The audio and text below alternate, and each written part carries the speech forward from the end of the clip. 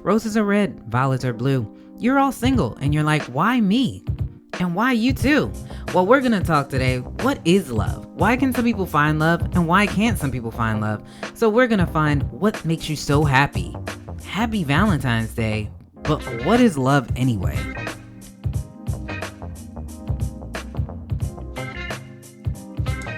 Hey there, millennials. So I know what you're thinking. Like, I need you to give me the goods. I've been seeing Sierra and Russell Wilson. I've been asking for the prayer. She hasn't sent it yet. I see Cassie got a prayer. I'm trying to find out, what is this love thing all about? And why have I not found this love thing?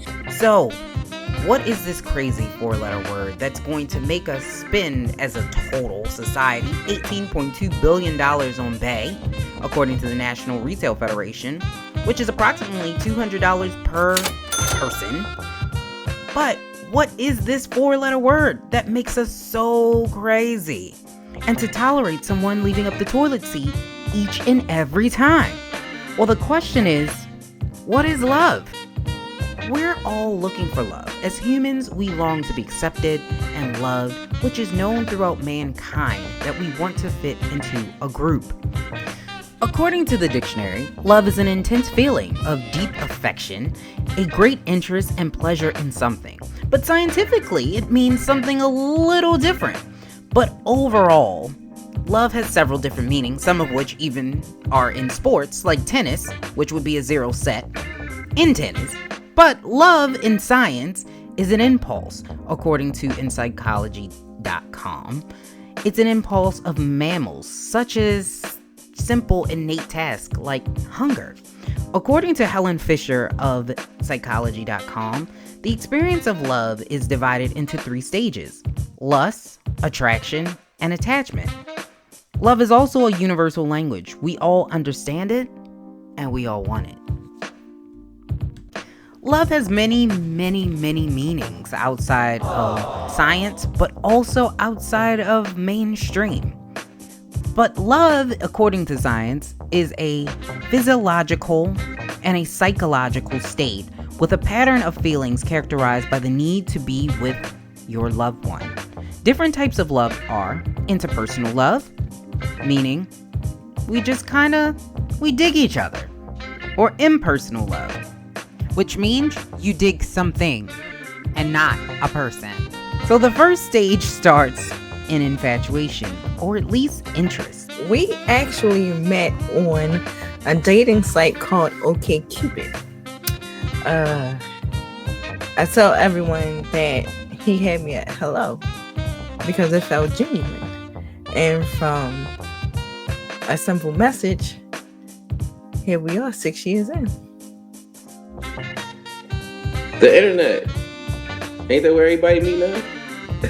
And that was, I think, OkCupid, there was multiple dating sites out there, and I was real skeptical about doing the whole online dating thing. And then it kind of got to the point where I was going to give up, for real. I was just going to give up. So one day I got on and I saw this beautiful face. All right. So how did we meet? We met in high school, 1989. Ooh, yeah, like ninth grade. Yes. No, I'm sorry, 8th grade. Yes. Because our school was a junior senior high school. We had some classes together, and that's kind of how we met. The person must be given access to you. So this person may be from your inner circle, maybe a friend or a coworker, or maybe you've met this person in passing. And now, social media. Yeah, that's another way. Tinder. Shout out. And you can't be repulsed by this person. Feeling of attraction, mutual after meeting. Yes. Yeah. So, I mean, I ain't gonna front, guys. I mean, there has to be something that have to strike your eyesight, that have to grab you. And when I saw her, I instantly shot my shot, so to speak, how they say it. So yeah, and that wasn't catfished. So He inboxed me. He thought I was pretty. I dropped that DM. And then he apparently researched me. I found that out later. Yes, Yes, you did. You told me that. I did tell you that, didn't I? See, he's still trying to hold on to the lie. And then mutual after meeting when we first met in high school. Probably not. No, he was weird looking in high school. I was a little weird. So He what? was They gotta make like fun of me. awkward in high school. I was very much so. But he was a good friend. But he was kind of awkward in high school. So no. Yeah, no. And the first date. By the time we actually had the first date, which was years later, did I feel we could marry? I felt like we could have a long-term relationship.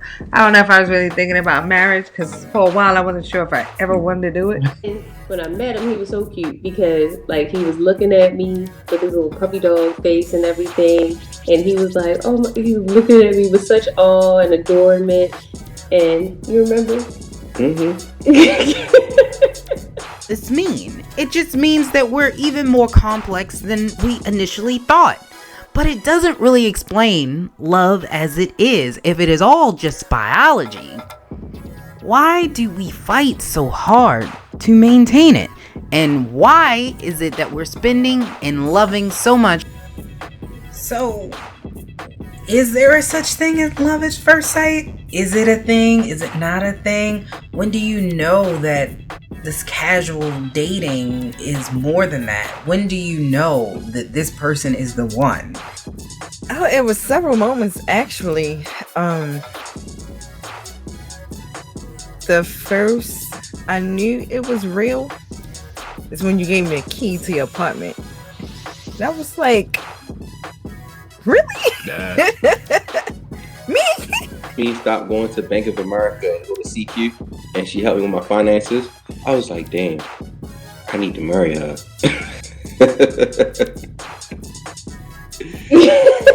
I mean, it sounds weird, but like the things that I wasn't really able to do in life, she showed me, and I was just like, well, that's a valuable asset, so I'll be stupid to let that go. Oh, I'll say for me, so just in case my mom will watch this, so we had like this encounter, and then he was going back to college in South Carolina, because he was in college when we first started dating in a whole nother state, because I was in New York, he was in South Carolina. So after the encounter, it was time for him to go back to college, and he came to say goodbye, and he was just like, all right, bye. Who does that? And so after he left, and I was like missing him. And I mean, he was gone, but yeah, like once I was really, really missing him, I was like, wow, okay, I think this is more than I had anticipated. I was living by myself, and I wasn't cooking for myself. I mean, I was cooking, but I wasn't cooking like I that. was cooking, and that's the lamb. Yeah. That's how I got him. So yeah, she always brightened my day. Like when she called me, she always was my bright and a bright spot in my life. I know what you're thinking. This is a love episode, so everything has to be perfect in a relationship. And the answer to that question is no, it doesn't. So we have to find out, what are couples doing nowadays in order to combat conflict? How do you handle conflict when you're in love with someone? Because if you love them, they say love should not be difficult. You should just be able to love endlessly. So how do you manage conflict when you're in love? Bickering about the small stuff. Why you ain't cooked dinner, or who left this out, and we don't do that. So I think it's more of the open communication. Although we both still hold on to stuff. Mm-hmm. And I think it's like a non-verbal apology. So I usually apologize first, and I think a lot of times it's not as passionate as she wants it to be because she think I'm being an asshole. He is half the time. I'm not. He has full temper tantrums. Okay. in the past, how we overcame disagreements was he was like a serial apologist, Right. if that's a thing. And just like he would just be sorry. All right, I'm sorry. And that was it. Like for him, you know, like when you little and you get in a fight with your brother, and your mother say sorry. You say, sorry. Now go in the room and play. Like he kind of came into our marriage with that scenario that he could just, sorry. Now let's go. Right. Get over it. That's all good. Like I said it. I'm done. So, for a while he was a serial apologist where he just said sorry. You know, eventually that just didn't work. So in past times, our agreements definitely in the past over time began to grow and grow and grow. Like the length of time, you know, it was always a stalemate, you know, where something that could have been settled in a few hours, you know, first it'd be like a day of silence. And then over time that day turned into 2 days. And then that day turned into 3 days. And then before we know it, we would go a week. And no talking. Get in the same bed. He facing this wall, I'm facing this one. Yeah. And sleep. So in past times, we were really bad with handling disagreements. Right. That's how we did before. And just quick story, there's a pre-divorce and then there's divorce, and now we're working it back together. So you know what's going on in this, in this relationship. Yeah, you can see that. So now we talk intentionally and we kind of work through whatever the issue is, you know. And if there was an offense caused, we recognize it, and I apologize, but I understand that, of course, that offense just doesn't go away. You know, we have to kind of talk it out. And that's what we do more often now. I'm not saying we're perfect at it, because we've had our moments. And we hold hands. Yeah. When we touch each other. Yes. Because y'all can pretty much don't touch me, you know. No one comes into a relationship thinking it's going to fail, but there are times where you do, but you keep working at it. Be honest, yes. And you know, that was one of the things that we worked through, because you know we all have our faults, and I had to come to him and humbly apologize for, you know, the things that I have done wrong. And I had to be open and honest with myself first and analyze why I did what I did. There was times where, you know, I said it wasn't going to work because of myself. I wasn't helping enough, and I didn't see that.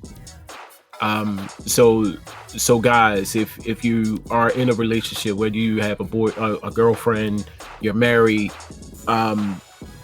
it's not a macho thing to fold clothes. It's not a macho thing to, I'm not washing dishes or washing clothes. Anything that you can do to help, go to the market. I'm still working on that. Go to the market. Cook dinner. Still working on that. So we had some hard moments. You know, when you have children, you go through transition. You know, when it comes to dealing with your in-laws, when it comes to like just the whole meshing of two different people and your entire families and raising whole human beings. And being raised differently. Yeah, it's hard. It's hard. So, yeah, it's been times where we probably both thought to ourselves, and probably at different times, that maybe we shouldn't deal with this, maybe we shouldn't move on. But there's always something that brings us back together and just makes us come back to status quo. Okay, I got it. But what are the keys to success? How do we keep our relationships going? What do we need to know as millennials to keep our relationship going? What are the keys to be successful? The best advice I can give is just be true to yourself. That's one of the things that I love about what we have, is that you are truly my best friend. I no judgment zone. You know, sometimes she come in the house and head, clothes go off, and you can't look at that person. You gotta love the person for what they are and who they are.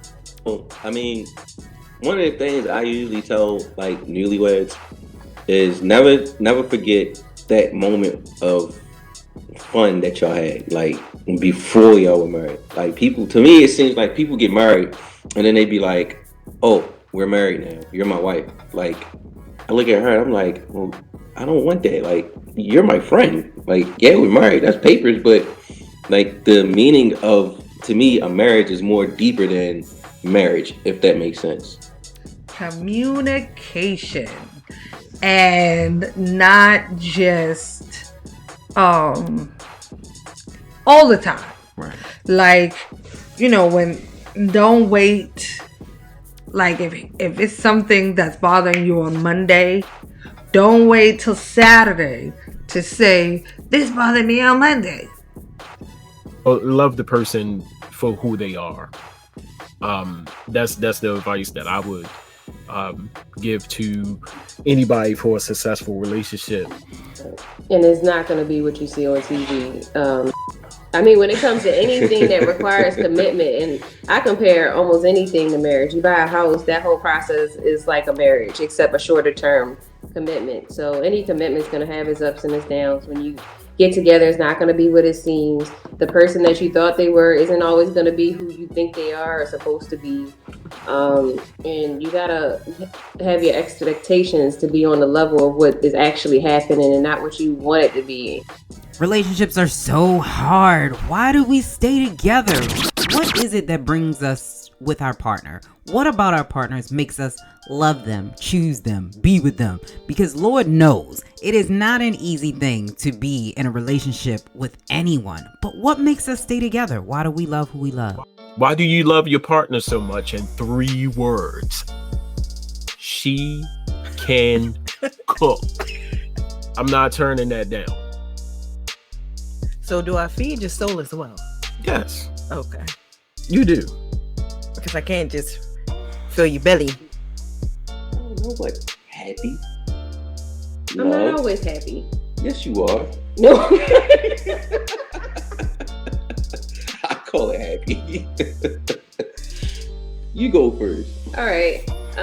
You're compassionate, you're sensitive, and you're trustworthy. I'm not sensitive. You are very sensitive. I'm not sensitive. I like that you're sensitive. You're hardworking, a go-getter, and you're loving. You're a parent, a loving parent, a nurturer, in a sense. I love your sense of humor. I love your swag. That was one of the things that got me. Like, I know guys typically say this, but when we first met, in my head, I'd be like, yeah, I'm gonna let him walk in front of me because I like to see him walk. Innovative. He is inquisitive. He's sexy. What I mean is, the way that his mind works, he's always thinking ahead of how it's going to make our life better. He's always thinking ahead as far as what he's instilling in our children. He's going to give him 2 pots, he's going to make a drum set. Like, some way he's going to figure out how to make something happen, and I love that about him. Plus, I love the curlies. That's the sexiness. Consistent, caring, and loving. So she's always endearing to me, to the kids. She's always trying to make sure we have what we need, and she's always going out of her way, even when she's not feeling well, to make sure that I'm happy or I'm good. Passion goes away. We still stay together. So finding out what that means and why that is the next step in the venture. I don't think we're opposites I think the only thing we really have opposite is our taste in the shows that we watch. Yeah, we was just talking about that. That's it. Yeah, we are. We are. Believe opposites attract. I mean, I think people attract. Right. Like I've seen two of the same people Right. be together for however long, and then I've seen two totally opposite people be together. So I think, you know, attraction is just kind of that. It's just attraction. What you do with the attraction is the relationship part. Right. And I think she's pretty much summed that up. And a lot of times I know I've always heard opposites, there are more arguments because of difference. But we are like I said, like our personalities are kind of different, are different. But we pretty much like a lot of the same things. So we're both really silly, but he's very, very stubborn, and he's more concrete. It's like I come up with the huge goal setting and all that kind of stuff. So yeah, we're really different. We're opposites in terms of who we are, but we're not opposite in terms of what we need. Right. Okay. So meaning, like, you know, I'm the fiery one. I'm the more aggressive of the two. Right. He is definitely the more passive of the two. So yes, that works out well, because two aggressive people is like, you know, World War III in the house.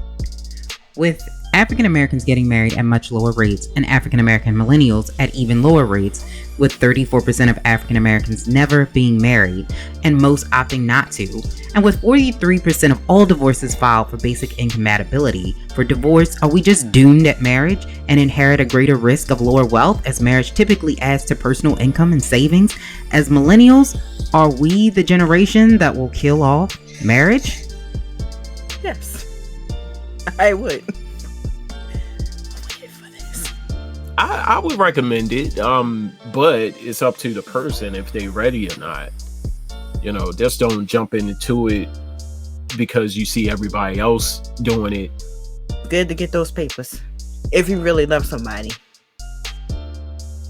Like I said, I would recommend marriage if it's that time. And you're right, that, you know, being with a person for X amount of years don't necessarily determine marriage. I mean, you could be with somebody for 30, 40 years. My thing is, why not just go ahead and marry the person legally? I just don't understand or believe in common law marriage because you've been with that person so long. That don't register in my psyche, so to speak. So yes, I would recommend marriage, only if you're ready and you know the time, you know. In marriage, yes and no. What do I mean by that? I would say I recommend marriage if you are a whole, complete person. I know they tell you you're supposed to be one, but marriage is the only place where 1 + 1 can equal 1. Right. That is the only place that math works. Right. Because don't tell you, you know, people say, oh, he's my better half. No, if he's a half, you don't want him. Right. Because what's going to happen is you're going to figure out that half is missing some stuff. Right. And now you connected to a half. And what he's going to be looking for is for you to make him whole. Right. You cannot do that. Just like he can't make you whole. I know TV said, oh, you complete me. And it's great on TV. But the reality is, when you're in a house with someone and you're in a family with someone or trying to build a family and you are a half, and now you come home or come to the home with this big responsibility of asking a person to complete you, it's a recipe for disaster. Oh, I mean, It depends in your outlook of marriage. right. So I think you guys both have to want it. That's one thing. I think you both have to be realistic. I recommend it because I think a force of 2 is greater than 1. You put together finances, you put together effort, you put together energy, when you divide, you're reducing your impact and the ability to build. So, I mean, in that aspect, I think marriage is amazing. But your person, your counterpart has to be just as committed as you are. Marriage, but you should be mature before you get married. And maturity is not about age; it's about mentality. And the thing about marriage is knowing what you want, right? Having a full scope and understanding of marriage. I would challenge you to try to learn about marriage and what you want out of it, because sometimes you get married young and you don't really understand what marriage is and what marriage can do. It's power, because marriage has power, but some people don't understand. They don't use it, and you have two people working together for one common goal. You can accomplish so much. There are times I think like, man, I should have took more advantage of us when we first started. There's so much more we could have accomplished, even before kids, while we were younger, while we could just run and do. If I had vision, or if I had instituted the vision that I had in me, instead of pushing it to the side to go just work and provide. So it's having that vision to go after what you need to go after with your partner, that makes things great. But it's finding the right partner. I know that's the challenge. But and again, you gotta kind of lay down what the rules are, what your expectations are with each other to begin with. There's nothing wrong with having your own unique set of rules for your relationship. That's fine. If you want to, explore polygamy, if you want to explore, open marriage, whatever you want to explore, go ahead and explore it. But our rules are our rules, and then your rules will be your rules. You've heard many different things on this special, but the one thing is in common: love is dope. It helps us to help raise families, create wealth, bring people together, and it's an amazing stability for those who want it, but it's not for everyone. If he says something that hurts me, I say, hey, that hurt. Like, I don't know how you intended it, but how I heard it and how I received it kind of hurt my feelings. And then he's like, oh, hold on, what did I say? Let's stop and let's get this right and let's fix it. Because of course, his intention is never to hurt me, right, as well as mine is never to hurt him. Right. But if we don't discuss that, then there's going to be a problem. So now we're better at it, right, babe? You know how most people be like, oh, I'm staying around just for the kids. Like, I think that's the worst reason to stay around, because you'll have so much negative energy in the household just for the kids' sake. Like, just better off just not even doing it. In fact, we count down the years until the kids is out the house. No, for real. And then bring it to him and work on myself and fix myself to say, you know what? If it's going to work, I need to work on myself first. I guess is what you said. Okay. Happy wife. Listen, happy wife, happy life. I'm telling y'all now. Just agree to it. Talking, communicating, being there for the family outings, all of that stuff. Don't never take that for granted. The secret to all the great things he thinks that I do is I treat him how I want him to treat me. Meaning, I come home with something he wasn't even expecting, because that's what I want him to do for me in a sense. As you can see, love can be whatever you want it to be. There's no straight line, there's no straight and narrow. It weaves and goes and flows. Your rules are your rules. You do what you feel is best for you and your relationship. There is no right or wrong. There is no blueprint. It's whatever makes you happy and whatever works for your family and for your partner that will continue to create lasting and healthy relationships. Love is dope. The new word is lope. Yeah, love is lope. There you go. Hey, wait, it's not over yet. We have some great footage. So check out some of the bloopers and some of the great moments.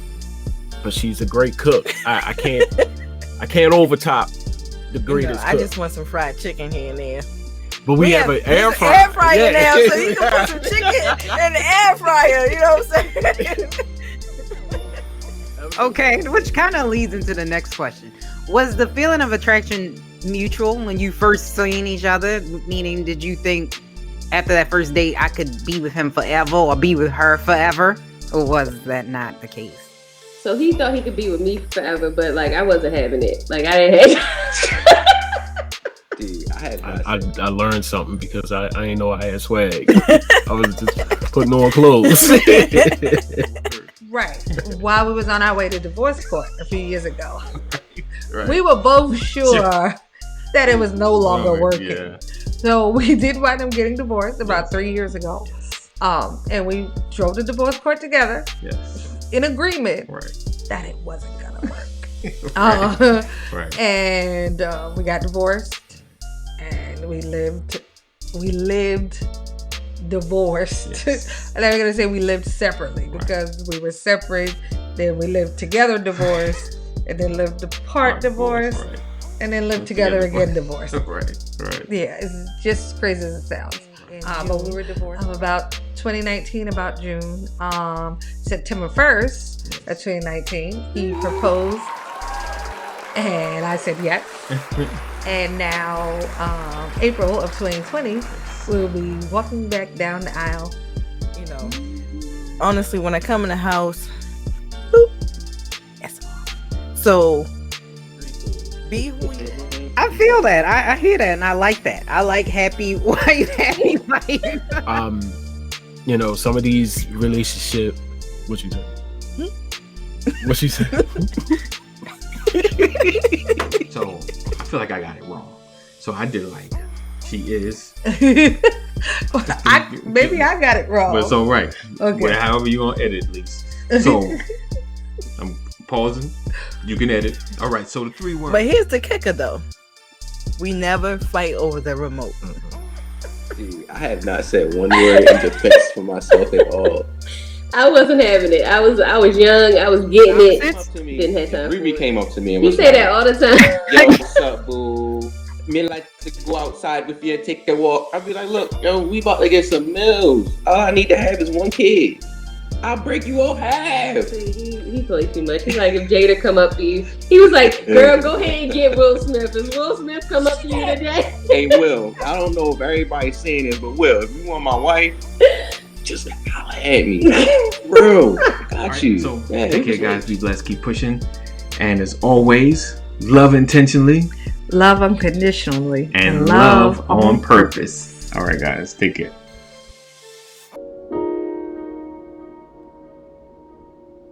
These brothers my guys, know that they fly, know that they ride or die. I keep boys by my side, CJ Ike, now I gotta roll with ice. Why they wanna move like that? Why you want gone? Why you want act like that? Why you play hard? Generations caught up, look how things will switch. People they're quick, now they wanna move like they quick. Boy wanna throw 10 bucks, quick. Whole gang, old man, old school, young jam, all black, MZ, still screaming out of that chain gang. Generations caught up, look how things will switch. People they're quick, now they wanna move like they quick. Boy wanna throw 10 bucks, quick. Whole gang,